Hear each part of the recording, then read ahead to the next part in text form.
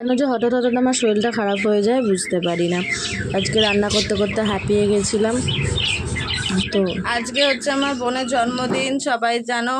এই যে ভাত, এদিকে হচ্ছে এই যে মাছ ভাজবো, এখানে 5 রকম ভাজা করব, আর এখানে সব কেটে কুটে রেখে দিয়েছি। এই যে আলু চিপসও হবে, আর এই যে আমের চাটনি। তো চলো তোমাদের দেখাই। বলবি বল।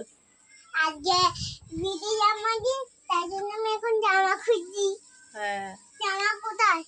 জামা আছে, পরে পরবে। আমি রান্না করে নি তারপরে।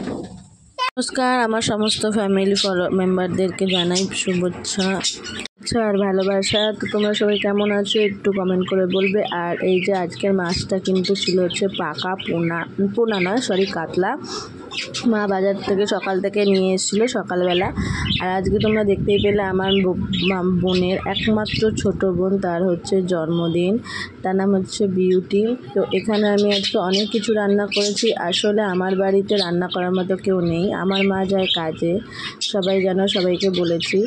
তো সেখানে আমি, তার মা, আমি, তার দিদি, আমি রান্না করে তাকে আজকে খাওয়াবো পাত পেরে মনের মতো করে। তো আজকে আমি মুগ ডাল মাছের মাথা দিয়ে করেছি।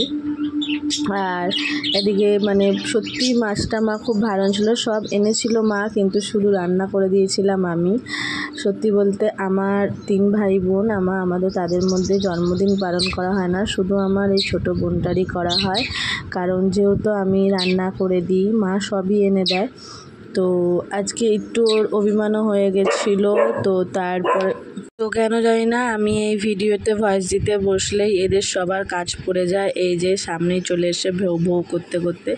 তো এইখানে আমি সব কিছু সুন্দরভাবে রান্না করে সাজিয়ে দিয়েছি আমার বোনের জন্য। কেমন লাগছে বলবে।